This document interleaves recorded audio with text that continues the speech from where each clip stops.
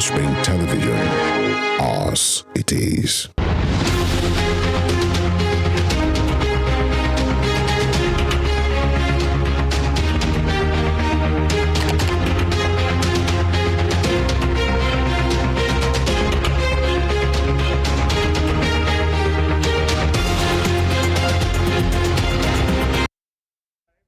Good evening and welcome to Spring Global on Western Spring Television. Now the headlines. Army chief dismisses reports of alleged killing of children in fight against terrorism in the and decades-long diplomatic relations with Taiwan in favor of ties with China. At least 26 people have died in Mississippi and Alabama's tornado disaster. My name is Evelyn Ohio, and now the news in detail. The Chief of Army Staff, Lieutenant General Farouk Yahya, has dismissed the report indicting soldiers of allegedly killing children in the fight against terrorism in the Northeast. Last December, Reuters, in an investigative report, alleged that the Nigerian military operated a secret program terminating at least 10,000 pregnancies of women who were freed from Boko Haram terrorists in the troubled region. The report triggered global outrage, with the United Nations Secretary General Antonio Guterres calling on the Nigerian government to begin a thorough investigation and immediate remedial actions and accountability measures. Speaking during a special panel on human rights violation in the implementation of counterinsurgency operations in the Northeast, the Army chief said the Nigerian military is one of the best in the world, whose operations are guided by rules in line with fundamental human rights. While denying the report, Yahya accused the media platform of acting as script in view of the military's dominance over Boko Haram's insurgents in recent years. Socio-Economic Rights and Accountability Project SERAP has urged Chairman of the Independent National Electoral Commission, Mahmoud Yakubu, to urgently seek the appointment of an independent counsel to investigate allegations of electoral violence and other electoral offences, including bribery against any state governors and their deputies during the just concluded general elections.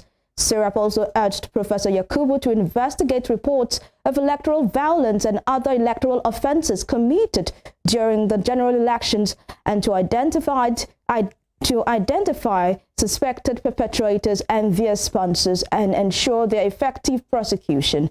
In the letter signed by SERAP Deputy Director Kolawole Oluwadare, the organization said by allegedly engaging in electoral violence and other electoral offenses, suspected perpetrators and their sponsors have acted in violation of constitutional provisions.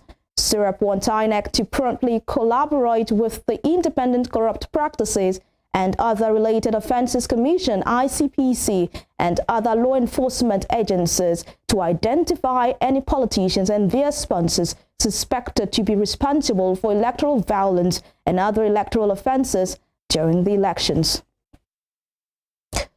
Troops of Operation Hardin Kai and the Civilian Joint Task Force have killed 41 fighters of the Islamic State West African province ISWAP in Dikwal of Borno. According to Zagazola Makama, a publication focused on the Lake Chad region, Abu Zara, a top ISWAP commander, was among the killed fighters. Zagazola said the operation, which was led by the General Officer Commandant of the 7th Division, Shaibu Waidi, was in response to attacks by ISWAP on Mugdolo village. A gun truck, 3 motorcycles, and several other military equipment were recovered from the insurgents. The insurgents were said to have attacked the military formation guard in the village around 6:45 p.m. yesterday.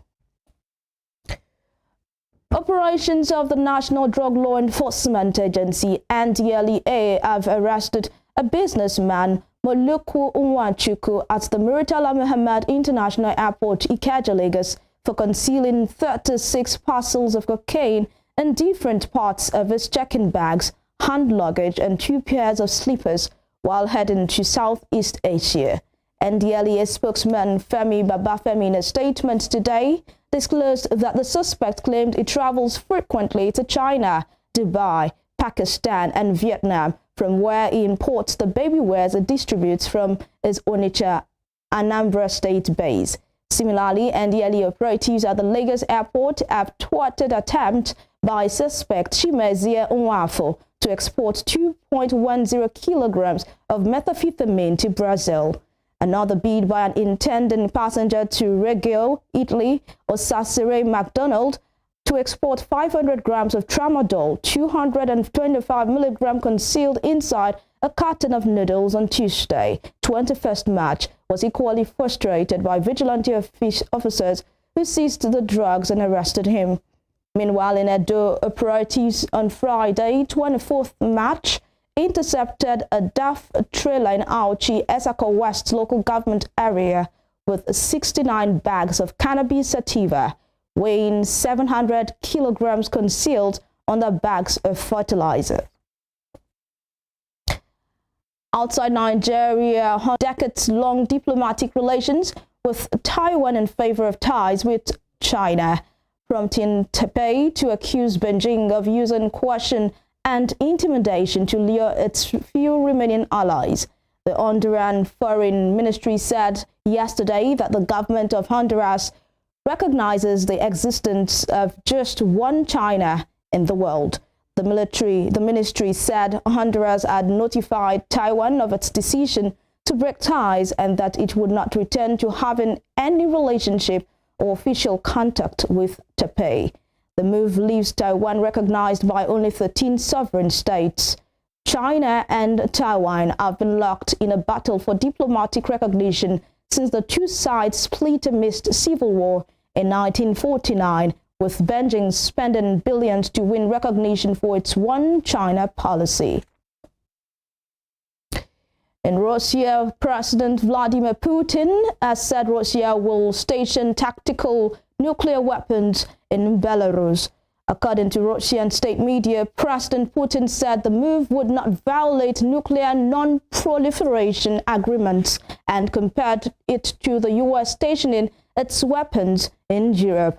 The U.S. Defense Department said in a statement that it have not seen any reason to adjust U.S. strategic nuclear posture, adding that the U.S. remains committed to the collective defense of the NATO alliance. Meanwhile, NATO has condemned what it's described as Russia's dangerous and irresponsible rhetoric after Putin's decision to station tactical nuclear weapons in Belarus. The organization said it is closely monitoring the situation, adding that the move would not lead it to change its own nuclear strategy.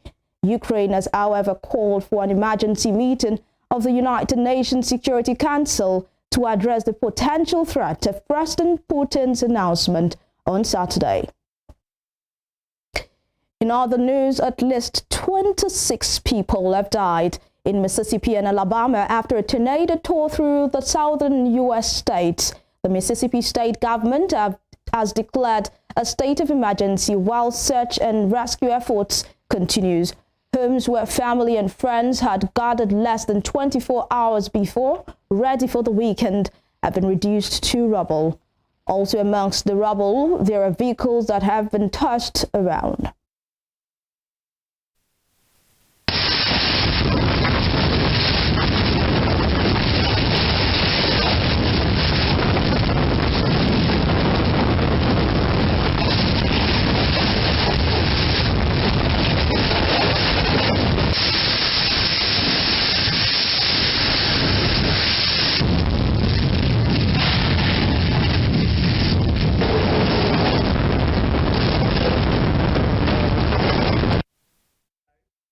Tunisia's Coast Guard recovered 10 bodies from a migrant boat which sank near the coast, the second vessel to sink within hours of Tunisia, bringing the death toll to 29. A National Guard official, Hossam Jababli, said the boat sank off the coast of Madeira without giving further details. Earlier today, human rights groups said at least 19 refugees and migrants from sub-Saharan Africa had drowned off the coast of Tunisia while trying to cross the Mediterranean and reach Italy. In the last 4 days, at least 5 boats carrying refugees and migrants have sunk off the southern city of Sfax, leaving 67 missing and 9 dead. The Coast Guard previously said it had stopped about 80 boats heading for Italy in the past 4 days and detained more than 3,000 people, mostly from sub-Saharan African countries. The governments of Iran and Syria have condemned the United States for attacks on Syrian soil that reportedly killed 19 people, which Washington said it carried out following a drone attack on U.S. forces. Both the Iranian and Syrian foreign ministries yesterday slammed the U.S. air attacks that targeted the strategic region of Deir Zor-Badr in Iraq. In a statement, Iranian Foreign Ministry spokesman Nasser Kanani said the terrorist attacks by the U.S. hit civilian targets and constituted a violation of international law and Syrian sovereignty. Kanani also said Iran only has military advisors on the ground in Syria at the request of its government, rejecting U.S. and Israeli claims that the Islamic Revolutionary Guard Corps has a sizable military presence in Syria. You're still watching Spring Global on Western Spring Television. We'll be right back after this break.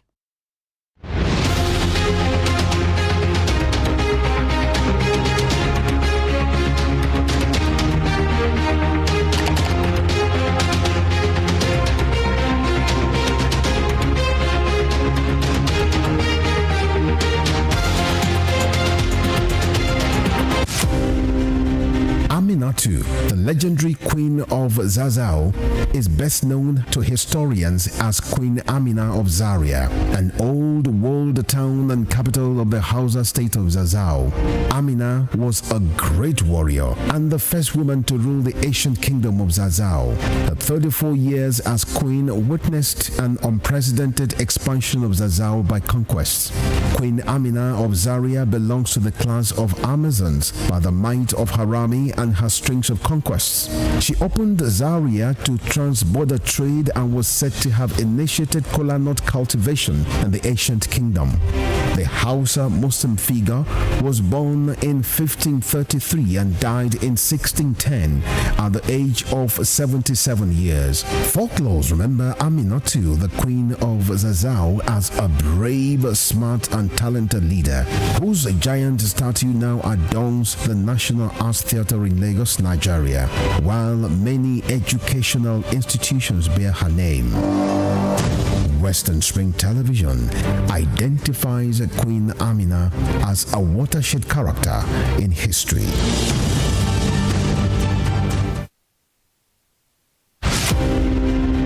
It was a Euro-American trade in slaves by which 12.5 million Africans were captured from their indigenous homelands and transported via the Atlantic to Europe and the Americas.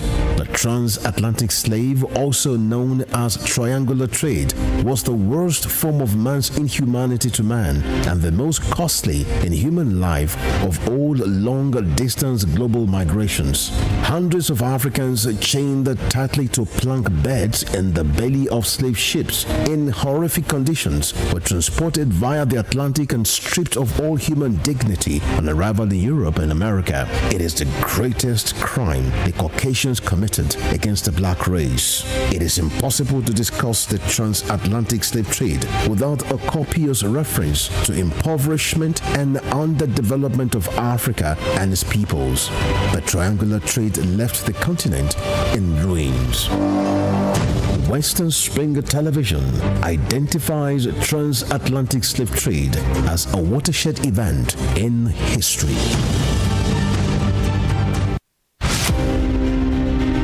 The 1914 Amalgamation Treaty is synonymous to the birth of Nigeria. Frederick Lugard, a British Army captain and an outlaw who struck gold in Africa, became the instrument used by destiny to make it happen.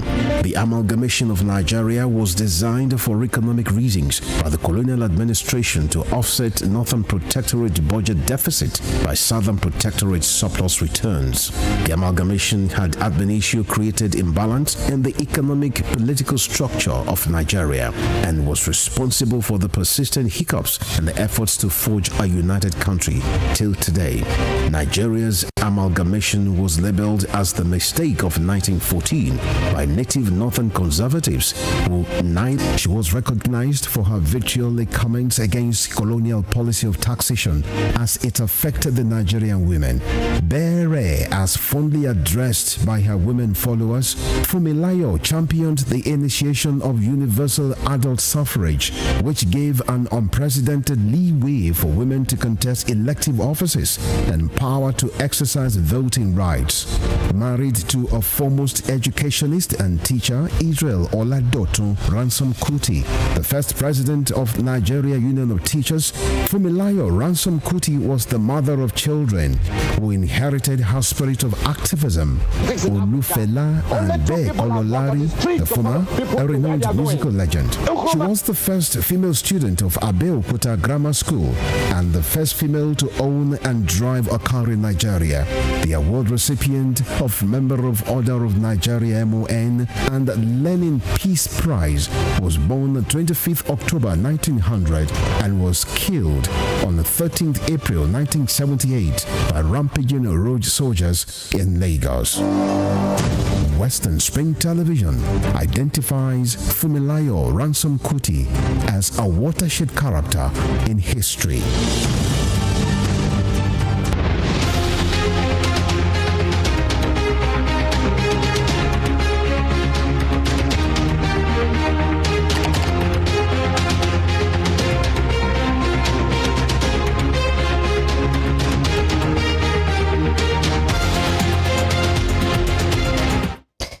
Welcome back and thank you so much for sticking with us. Now moving on, in the Middle East, 2 Israeli soldiers have been wounded in a drive-by shooting claimed by a Palestinian armed group in the flashpoint town of Huwara in the occupied West Bank.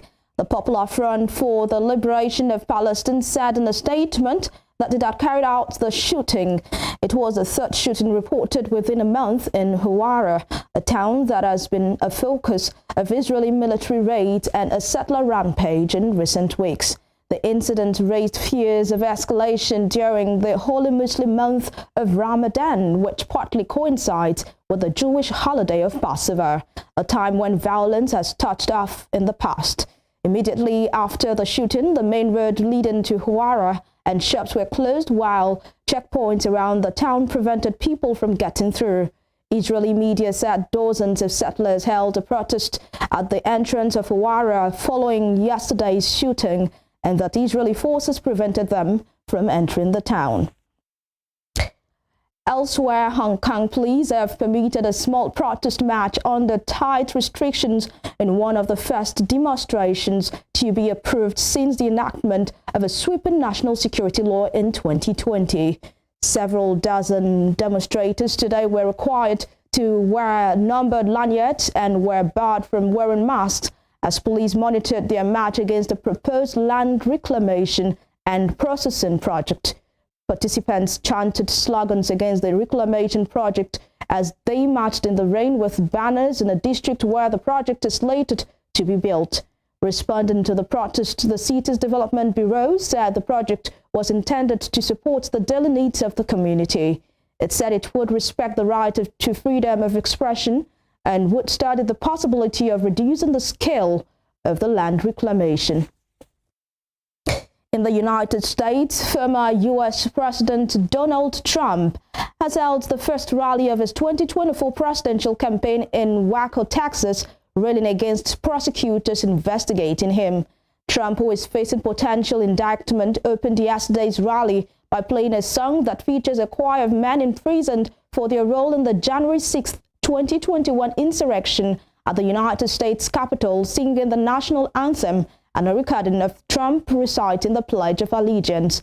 In a speech, Trump defended the insurrectionists, saying they will be vindicated, and describes the investigation swirling around him as something straight out of the Stalinist Russia horror show.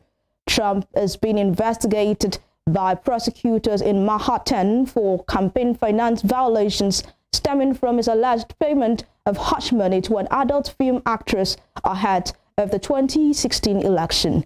A special counsel appointed by the Department of Justice is also investigating allegations he hoarded top-secret documents and masterminded a plot seeking to overturn the 2020 election. The stakes of this election could not be more clear. Either we surrender to the demonic forces abolishing and demolishing and happily doing so our country, or we defeat them in a landslide on November 5th, 2024.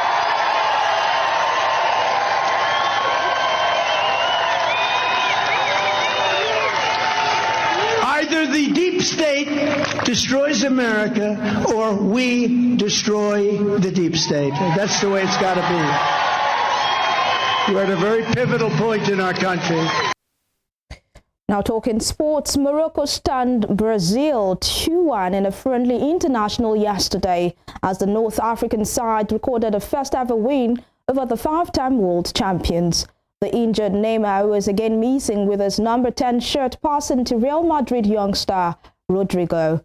Brazil also had a manager in the dugout with interim coach Ramon Menezes having replaced Tite, who stepped down after the World Cup last 8 exit at the hands of Croatia.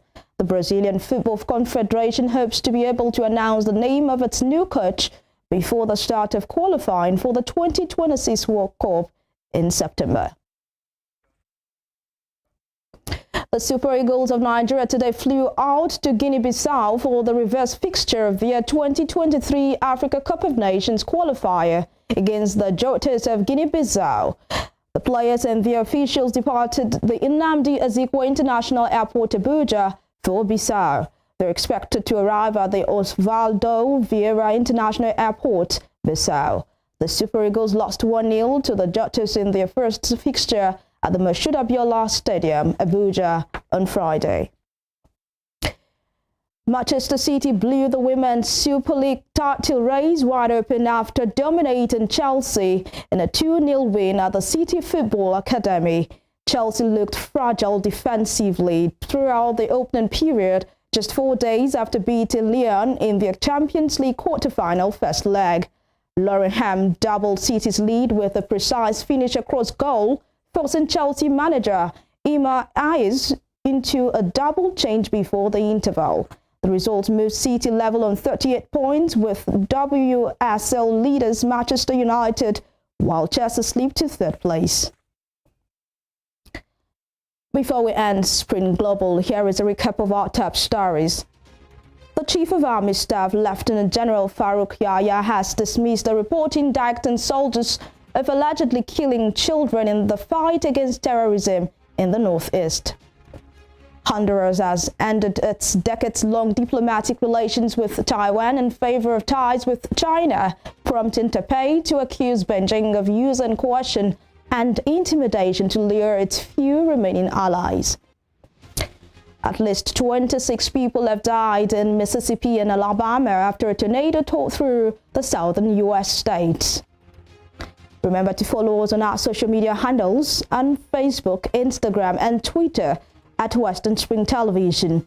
You can also watch us live on our YouTube channel at Western Spring Television. I am Evelyn Ohiole. Many thanks for your time.